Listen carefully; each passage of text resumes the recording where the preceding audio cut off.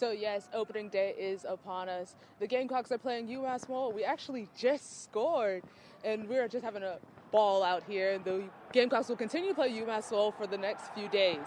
Back to you guys at the studio. How you doing, guys? It's a little cold and a lot of wet. We're seeing showers throughout the day today, and I think I should have more about this weekend coming up next. Back to you guys in the studio. Places such as the Harriet Hancock Center and organizations such as the South Carolina chapter of the United for Justice and Equality work to make sure that safe spaces exist. At the end of last year, the Department of Justice allotted $190 million in grants to go towards school safety. However, it never specified if any of that would go towards independent schools.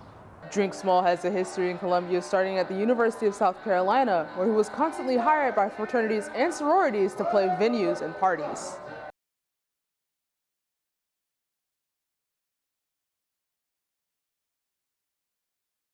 Psychiatry student Amber Montgomery is one of many who have concerns about the mental health in the Black community. Because a lot of Black people don't know that what they're going through is like signs of mental illness. Within the Black American community, there's a negative outlook on mental illness, be it in the medical field. And I think it's because the Black community has such a distrust with the medical field. Or a lack of diversity. Nothing against the counseling on campus, but they're not as ethnically diverse. Black men are more likely to get misdiagnosed with schizophrenia when expressing symptoms related to mood disorders or PTSD. My brother, he's like 11. I see my mom doing the same, you're not supposed to cry, you're man up. Like, that's not, okay, men are people too. 63% of Black Americans believe mental health is a sign of personal weakness, and only 33% who need mental assistance receive it. Therapist Calvin Graham says where this stigma stems from. I think it's control. I think that when some Black people think of therapy, they think of a system that's trying to tell them of a way to live. And I think that's one of the biggest misconceptions of therapy. Most Black people think, oh, well, I have Jesus. According to the National Alliance of Mental Illness, many of the Black community often turn to faith instead of seeing a professional therapist. My grandma, she doesn't really believe in therapy. She goes to church on Sundays and Wednesdays, and that's good enough for her. But there is hope for more diversity in the future. I want to help people with their mental health because self-care and mental health is just so important to me. For Carolina News, I'm Chris McQueen.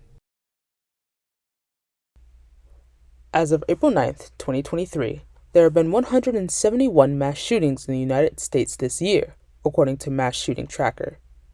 Of these, 104 have been in or near a K-12 school. The research actually shows there's an incredible spike in interest and concern and fears in the immediate aftermath of a tragic act of violence at a school.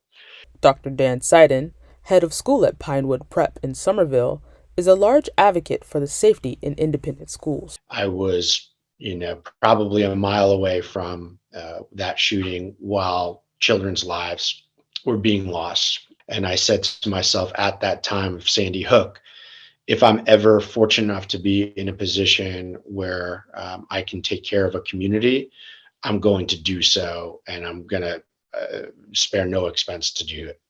Security measures in private schools are often left up to the schools to figure out. According to Dr. Spencer Jordan, the executive director of South Carolina's Independent School Association, or SCISA, providing measures like school resource officers is a financial problem.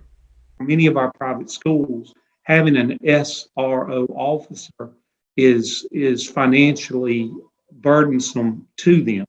At the end of last year, the Department of Justice allotted $190 million in grants to go towards school safety. However, it never specified if any of that would go towards independent schools.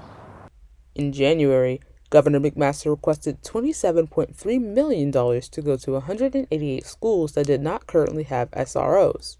However, SCISA has not seen any of it and is offering a different approach. Why don't we have these retired police officers, helping provide services? Why aren't we doing the same thing with military? Safety in schools is something that many people are looking to leadership for, be it from school resource officers, student protesters, or government officials.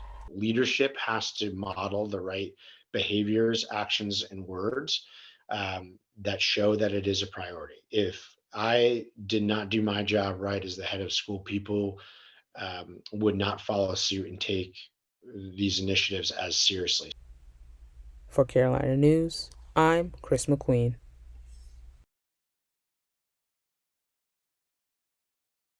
When asked about the safety at Park Place Apartments, student Zyla Grun questions what methods are being put in place to keep her safe.